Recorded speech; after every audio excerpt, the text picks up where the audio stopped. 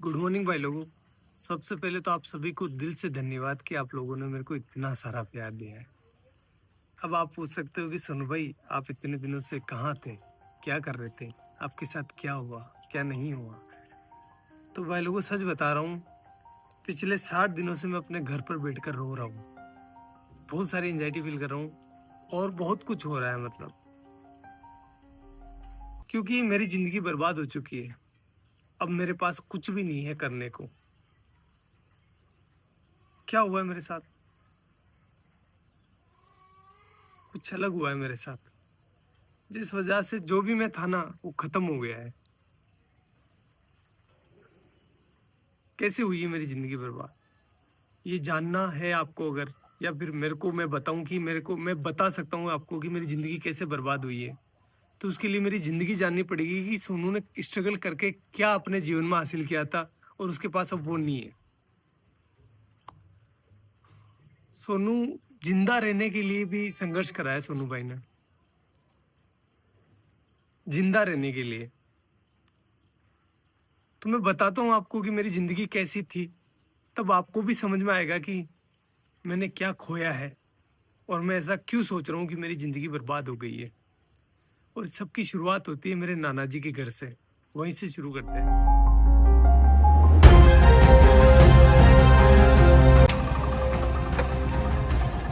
Guys ये है मेरे नाना नानी का घर, जहां पर मेरा जन्म हुआ था। चलो अंदर चलकर देखते हैं कौन कौन है।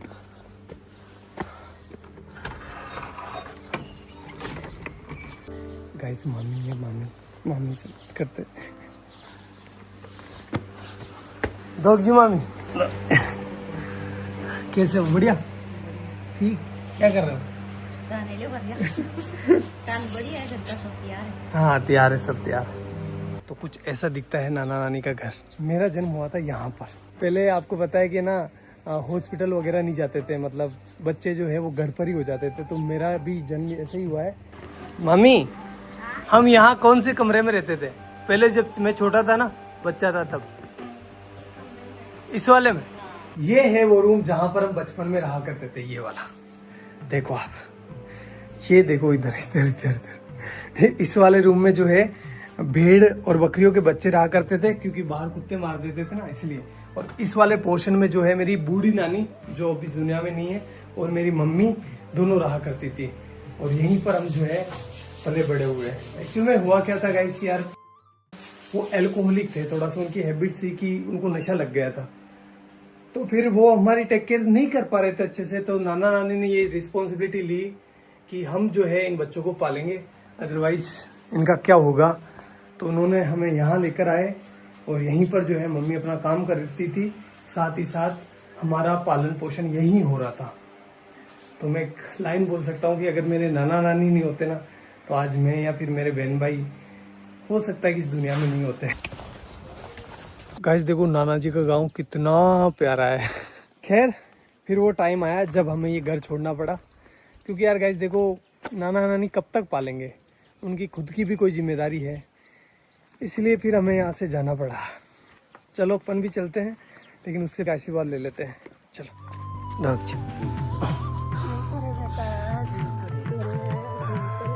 मेरी नानी है, आपको बाद में बताऊंगा इनके बारे में भी। और अपने गांव आते ही हमें घरेलू परिस्थितियों के कारण अपने घर नहीं घुसने दिया गया, इसलिए हमने बड़े पापा की कोठी का चुनाव किया। म्याऊ म्याऊ।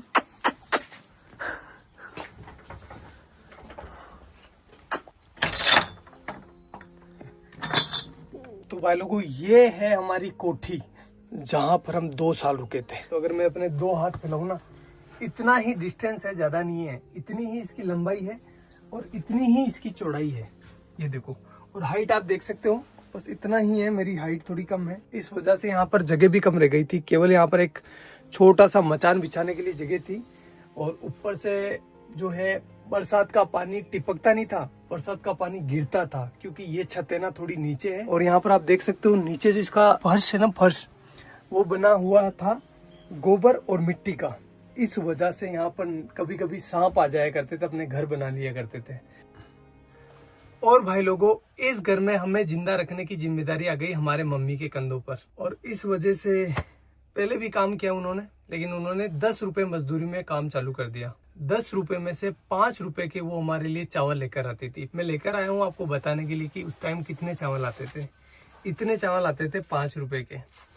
तो इन चावलों से वो हमारा पेट भरती थी, तीनों बहन भाइयों का सॉरी, और खुद भूखी सो जाती थी कि मेरे बच्चों का पेट भर जाए, बस बहुत है, मैं तो निकाल लूंगी रात। और हम ना समझते उस टाइम, तो हम नहीं समझ पा रहे थे कि हमारी माँ जो है वो भूखी सो रही है। हम तो बस अपना पेट भरने का ध्यान दे रहे थे। लेकिन मेरी मम्मी जो है उस टाइम बिना कुछ खाए भूखी सो रही थी। एक जो कटोरी होती है आटे की, उसको संभाल के रख रही थी कि जब बुरा टाइम आएगा तो मैं अपने बच्चों को खिलाऊंगी। खुद कुछ नहीं खा रही थी, एक टाइम खाना खाती थी पूरे दिन में वो, और कंटिन्यूस काम कर रही थी वो।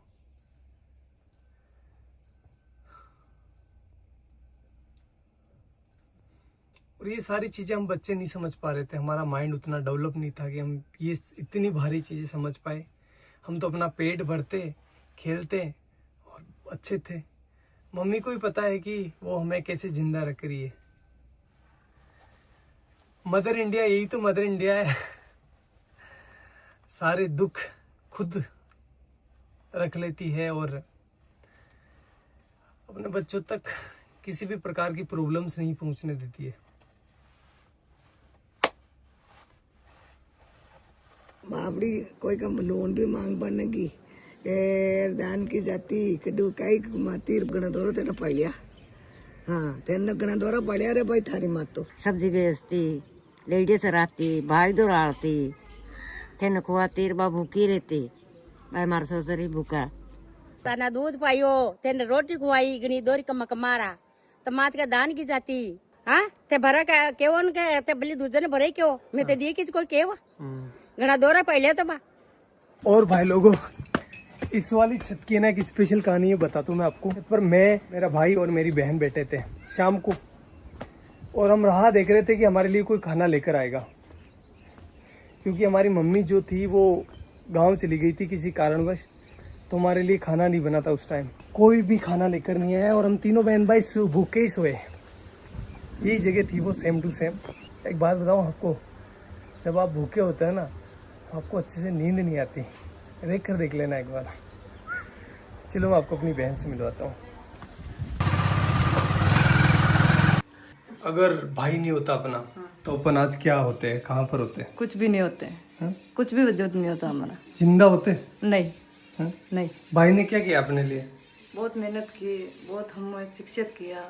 बड़े भाई ने हमें सब कुछ सिखाया, सब कुछ दिया।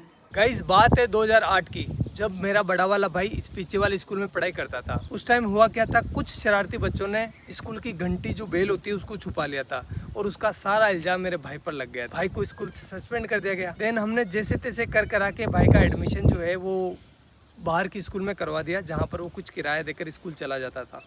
2 रुपये लगते थे शायद उस टाइम किराए के, या 1 रुपया लगता था, आई डोंट नो फुली। फिर कुछ समय बीता, उसके बाद मैंने और मेरी बहन ने 5वीं क्लास पास कर ली, और हम जब 6ठी क्लास में यहाँ पर एडमिशन लेने आए तो हमें बोला गया कि आपके भाई ने जो घंटी छुपाई थी उसको जो है आपको भरना पड़ेगा, अदरवाइज़ आपका एडमिशन नहीं होगा।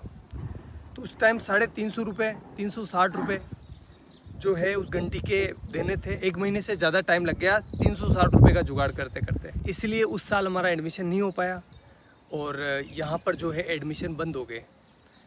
अब घर वाले हमें किराया देकर किसी दूसरी स्कूल नहीं भेज सकते थे, क्योंकि वो अफोर्ड नहीं कर पाते उस टाइम, और हम छोटे बच्चे थे तो किसी दूसरे गांव भी स्कूल नहीं जा पाते, क्योंकि दूर था ना। हमारा गांव काफ़ी बड़ा है, तो हम दूसरी जगह अगर जाएंगे ना तो हमें कम से कम 3-4 किलोमीटर जो है पैदल चलना पड़ेगा। तो छोटे बच्चे थे तो नहीं हो पाया वो सारी चीज़, और हमारा 1 साल पूरा बर्बाद हो गया। फिर मेरे बड़े वाले भाई ने एक भारी डिसीजन ले लिया, और उसने अपनी सारी पढ़ाई छोड़कर, अपनी सारी ज़िंदगी दांव पर लगाकर मेरी और मेरे बहन के लिए काम चालू कर दिया। उसने फर्स्ट काम चालू करा मंडी में। जो सब्जी मंडी होती है ना वहाँ पर। गाइस मैं हूँ अभी उस सब्जी मंडी के अंदर जहाँ से मेरा भाई सब्जी खरीदता था। 15-20 किलो वजन को अपने सर पर रखकर मेरा गांव जो कि यहाँ से 20-25 किलोमीटर दूर है वहाँ पर लेकर जाता था। वो सब्जी वो फल फ्रूट बेचता था जिससे कि कुछ पैसा आए और वो अपने बहन भाइयों का पेट भर सके, अपनी माँ के सर पर जो बच्चों का पालने का भार था उसको कम कर सके। और ये वो काम कर रहा था जब उसकी उम्र है ना 16 साल की।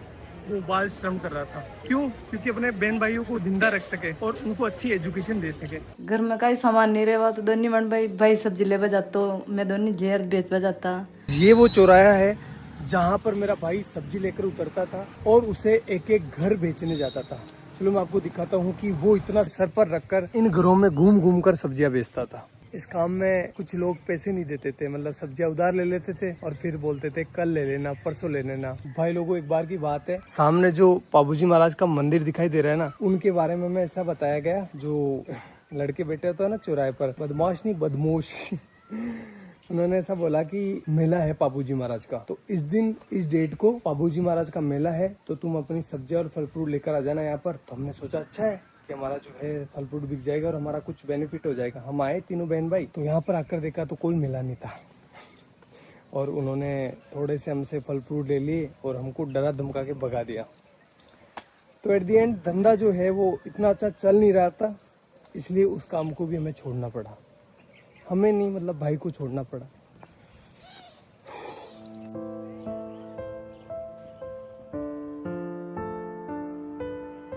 और गाइस फिर मेरे भाई ने खिलौनों की दुकान पर काम चालू कर दिया, जहां पर उनकी सैलरी थी 50 रुपए पर डे, यानी 1500 रुपए पर मंथ।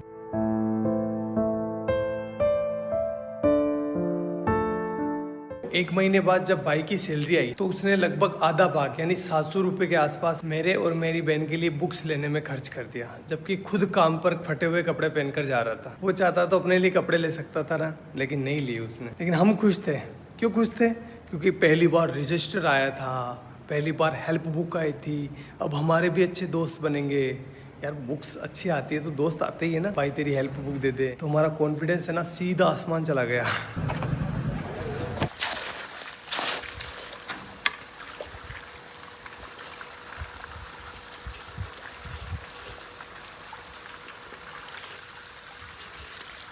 भाई लोगों अब मेरी बारी थी। जो भी मैंने लिया है ना उसको वापस रिटर्न करने की, इसलिए मैं काम करने लग गया। साथ ही साथ अब बड़ा हो गया था, इसलिए मैं अजमेर वाली स्कूल में जाने लगा बस से, और वो भी साइंस बायो पढ़ने। तो बताता हूँ मैं आपको ये मैंने कैसे किया। गाइस ये जो सामने सीमेंट की फैक्ट्री देख रहे हो ना, इसकी दीवार बनाई है ये वाली। ये गाइस ये मैंने अपने हाथों से डलवाई है। अब तो खराब भी होने लग गई। बताओ ये भाग भाग सोनू भाग भाग भाग भाग। गाइस अब तो मैं भाग भी नहीं पा रहा हूँ। पहले ना इतना दूर, लगभग ये होगा 600 मीटर दूर, एक पूरा सीमेंट का कट्टा जो कि 50 केजी वेट का, यहाँ पर पटक कर अपने कंधे पर, और एक साइड जो है ना वो चिमनी लगी हुई है, वहाँ से लेकर उस वाले कोने से जहाँ से अपन आए थे ना वहाँ पर लेकर जाता था। अरे भगवान, इसका ठेकेदार इतना खड़ूस था। जब मैं बोलता था ना, मैं छोटा था तो दर्द तो होता है यार, 50 किलो का कट्टा लेकर जाता था तो पेन हो रहा था मेरे को। तो मैंने बोला सर कि मेरे से ना ये लेकर नहीं जा पा रहा हूँ मैं इसको। तो बोला कि काम पर क्यों आया है, पैसे किस बात के मिलेंगे, ऐसे बोलते थे। करना पड़ता था भाई। तो ये वाला काम तो मेरे को ज़िंदगी भर याद रहेगा, क्योंकि वो सीमेंट के कट्टों ने मेरी रीढ़ की हड्डी में प्रॉब्लम कर दी। गाइज ये जो आप बिल्डिंग देख रहे हो ना, ये हमने बनाई है एक मजदूर के तौर पर। और गाइज ये वाली जो टंकी आपको दिखाई दे रही है, ये नहीं बनवाई है। हाँ, ये जो दीवारें आप देख रहे हो ना, ये सब कुछ। भाई लोगों, भैंस चराते टाइम बायोलॉजी पढ़ने का मजा ही कुछ अलग होता है, क्योंकि एग्जाम्पल यहाँ पर सामने होते हैं। जब एक बगुला है ना भैंस के आसपास होता है तो उसका मतलब ये है कि वो सेब पोजीता कर रहा है। क्योंकि आप देख सकते हो जहाँ पर भैंसें चल रही है ना, उसके पास एक बुगला है। ये देखो बुगला है। क्योंकि जब भैंस चारा खाती है ना, तो चारा हिलने की वजह से उसके अंदर जो कीड़े होते हैं वो बाहर निकल जाते हैं, और ये बुगला उनको खाकर पेट भर लेता है। ये दो जीवों का एक संबंध है, जिसमें एक को कोई भी घाटा नहीं होता और दूसरे को फायदा हो जाता है। प्रेरित धाराओं से उत्पन्न होने वाले चुंबकीय क्षेत्र का मान सदैव इस प्रकार होता है कि वो उन कारणों का विरोध करता है जिसके कारण इसकी स्वयं की उत्पत्ति हुई है। अरे डब डब डब, अब जा।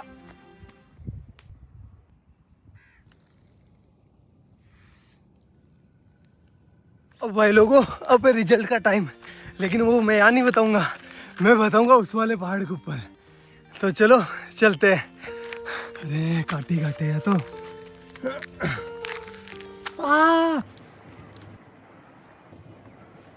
अब भाई लोगों मेरा आ गया 12th का रिजल्ट।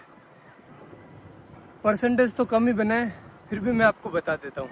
ये देखो 77%, जिसमें से केमिस्ट्री में आए 93 डिक्टेशन और फिजिक्स में आए हैं 87 डिक्टेशन। भाई लोगों ये मेरे परसेंटेज नहीं है, ये लेकर आया मेरे जीवन में कॉन्फिडेंस। अभी तक भी मेरे जीवन में कोई हार्ड काम आता है ना, तो मेरे को अंदर से आवाज़ होती है कि तू कर लेगा, डर मत, तू कर लेगा। लेकिन इस बार है ना, मेरे को सोनू का सूरज डूबता हुआ दिखाई दे रहा है।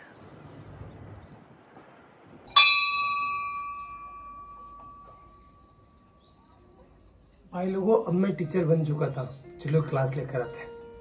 हाइजेनबर्ग का अनसर्टेनिटी प्रिंसिपल, जिसके बारे में अपन बात करने वाले हैं, ठीक है। चलो बताओ कहाँ पर जाकर गिरेगा। कि जब एक मार्कर मेरे हाथ से निकला ना, तो ऑटोमेटिकली आपकी नजर जो है मार्कर के ऊपर होती हुई आपको पता चल गया कि मार्कर कहाँ जा रहा है। इसकी पोजीशन पहले ये कहाँ पर है वो पता है, और इसकी स्पीड पता है, और ये किस डायरेक्शन में जा रहा है पता है, तो अपन इसका पाथ डिसाइड कर सकते हैं। एक इलेक्ट्रॉन को ये वरदान दिया है भगवान ने, ऐसा हाथ रखा, जा बेटा जा, इस दुनिया में जा। और तेरी है ना कोई इंसान एक टाइम पर ना तो तेरी पोजीशन मतलब दोनों का एक साथ पता नहीं कर सकता।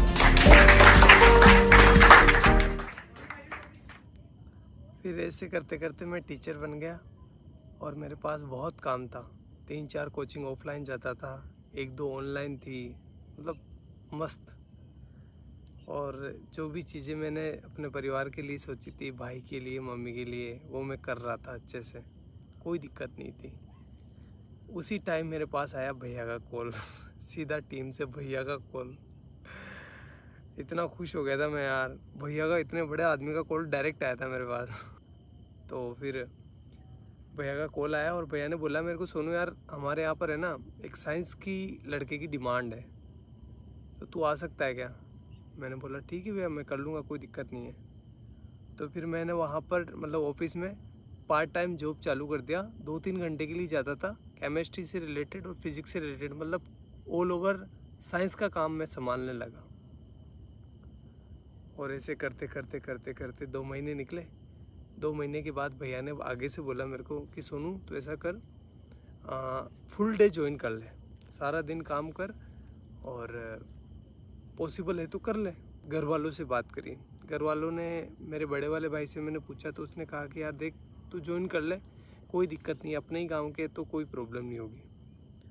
मैंने कहा ठीक है कर लेता हूँ, इसमें क्या दिक्कत है, आपने बोल दिया तो वो सब आपसे आगे क्या है, कोई नहीं, कुछ नहीं है। ऐसा करके मैंने टीम को ज्वाइन कर लिया, और फिर मेरा अच्छा शानदार टाइम आया। मैं बहुत अच्छा काम कर रहा था सभी चीज़ों में, मतलब पहले मैं साइंस से जुड़ा था, लेकिन अब मैं जो है ना वीडियो का एडिशन हो गया, और भी बहुत सारी चीज़ें हो गई। कैमरा के पीछे बहुत सारी चीज़ें चलती है ना, मतलब पत्थर उठाना खड्डे खोदना, सारे काम जो भी हो सकता है सब कुछ कर रहा था। Everything I can do, I do that. Best चल रहा था, कोई प्रॉब्लम नहीं थी, अच्छी चीज़ें हो रही थी, शानदार, हर एक चीज़ में शानदार एफर्ट लगा रहा था।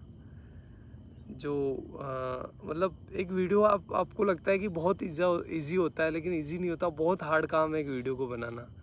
जैसे एग्जांपल के तौर पर मैं बोलूँ तो जो बनाना है ना, बनाना से पोटेशियम निकाला था, आपको याद होगा, वो 20-23 मिनट की वीडियो थी, अच्छी भी चली थी वो वीडियो।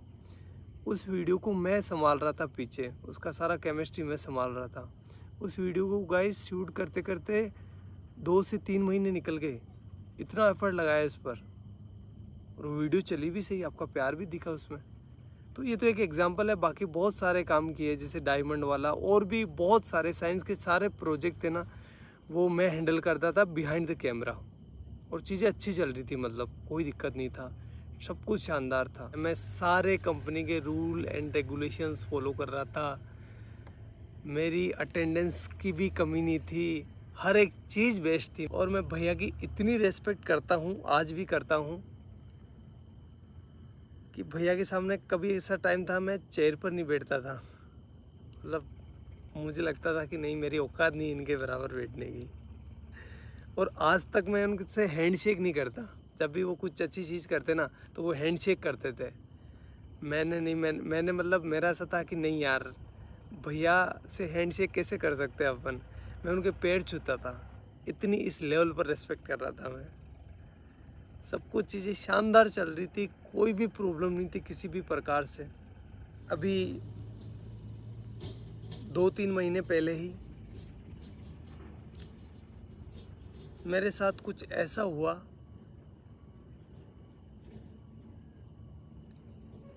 कि मैं अब अभी तो आपको बता ही नहीं सकता। मैं पता नहीं कौन सी ज़िंदगी से निकल के आया हूँ, मेरे ये दिन कैसे निकले हैं मैं ही जानता हूँ। वो तो आप लोगों का प्यार है और घर वालों का प्यार है, लेकिन मैं एक बहुत हार्ड टाइम से निकला हूँ। तो मैं कुछ बोलकर क्योंकि मेरी मेंटल हेल्थ और मेरी इमोशनल हेल्थ दोनों ही ठीक नहीं अभी। मैं और इसको ख़राब नहीं करना चाहता। और अब जो है मेरी ज़िंदगी ख़राब हो गई है, बर्बाद हो गई है पूरी। ना तो मैं टीचिंग का रहा, ना मैं यूट्यूब का रहा। और सच बता रहा हूँ भाई लोगों, कुछ लोगों के मन में कुछ भी आ सकता है, लेकिन मैंने किसी को धोखा नहीं दिया है। मैंने सिर्फ एक बार मौत को धोखा दिया था, जब मेरे को पानी में फेंक दिया गया था, छोटा था तब। तो उस टाइम मैं मरने से बचा था, बड़े वाले भाई ने बचाया था मेरे को। तो उस टाइम मौत को धोखा दिया है मैंने। बाकी मेरी ज़िंदगी में मैं किसी को सोच भी नहीं सकता। मतलब मेरी ज़िंदगी ख़राब हो गई है, पूरी बर्बाद हो गई है, मैं कहीं का ना रहा।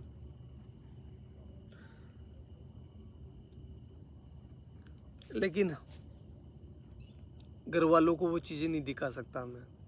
वो मेरी वजह से परेशान हो रहे थे, और आगे से मैं रहूँगा भी नहीं। ना तो आपके सामने रहूँगा, ना घर वालों के सामने रहूँगा। और साल भर तक मैं ट्राई करूँगा, अगर मेरे से ये हो जाता तो ठीक, अदरवाइज़ मैं जो है वापस अपने एजुकेशन फील्ड में चला जाऊँगा। और साथ ही जो है अपनी एजुकेशन को भी सुधारूँगा।